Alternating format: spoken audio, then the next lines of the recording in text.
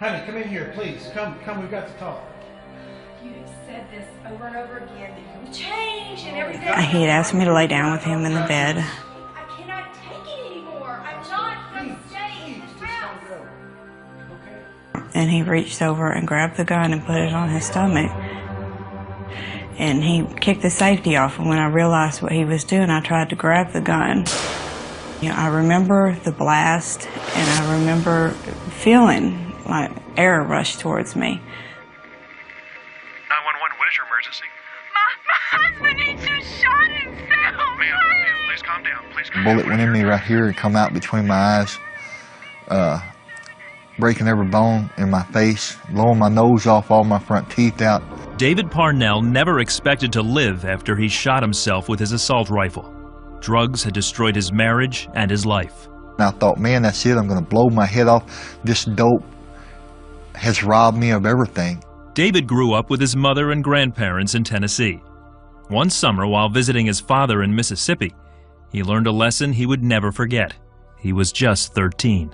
Dad was smoking marijuana pretty regular. He played music in a honky-tonk bar.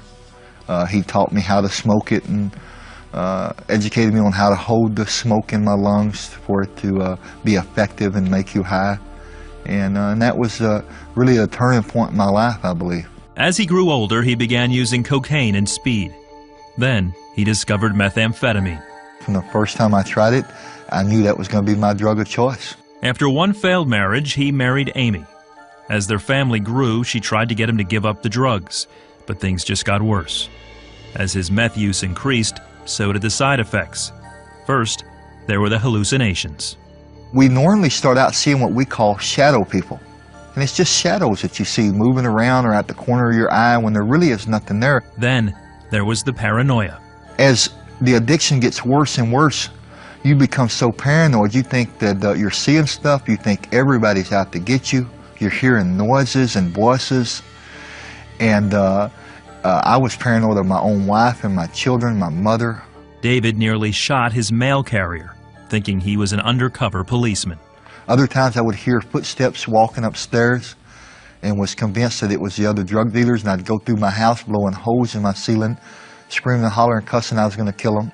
One day, a voice told him to take his life. He said, "You really think Jesus is going to forgive you for the things you've done, the people that you've hurt?" And I remember like it was yesterday, saying out loud, I said, "No, I don't think he will." He said, "You know, your wife and kids would be better off if you was dead." He grabbed a rope, went to the barn behind his house, and tried to hang himself. But the weight of his body swinging caused the rope to break. His sister found him and revived him. The experience scared David straight for a few months, but it wasn't long before he was back to using meth. One evening, Amy had had enough. David came home high. Amy told him she was leaving and taking the kids with her. David put the gun under his chin and fired.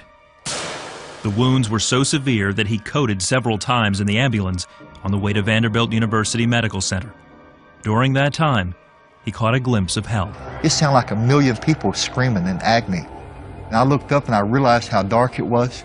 And I've never been afraid of hardly nothing on this earth, but that scared me so bad that I felt like I was going to explode from the inside with a bomb. David cried out to God.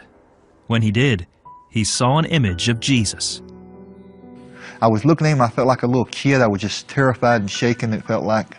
And all of a sudden, he smiled. All the fear left me. I knew I wasn't in the same place I had been. While at Vanderbilt, he drifted in and out of consciousness for several days. He would write things down on a tablet that we gave him, and he would write things like, "Jesus loves you all, and I'm so sorry, and I was bad, but now I'll be good, and I want to help other people." David spent several weeks in the hospital. During his recovery, he asked God to forgive him for the pain he caused his loved ones, and he invited Jesus into his heart. Since then, God has restored David and Amy's marriage. That was a life-changing moment. He has never been the same since. I don't even know if you would describe what we had before as a marriage, but now it's a marriage, it's a family, it's two people working together to serve the Lord and raise a family to serve the Lord. David believes God spared him so he could warn others about the dangers of meth. Today, he speaks to young people at schools and churches across the country. I mean, this drug brings out the evil in the person, in the world, I believe.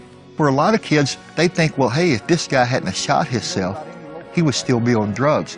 When the truth is, if I hadn't accepted Jesus into my heart, I would still be on drugs. It didn't matter about the shooting myself. I could have shot myself, went home as soon as I felt better. I'd have been right back to using. I know that.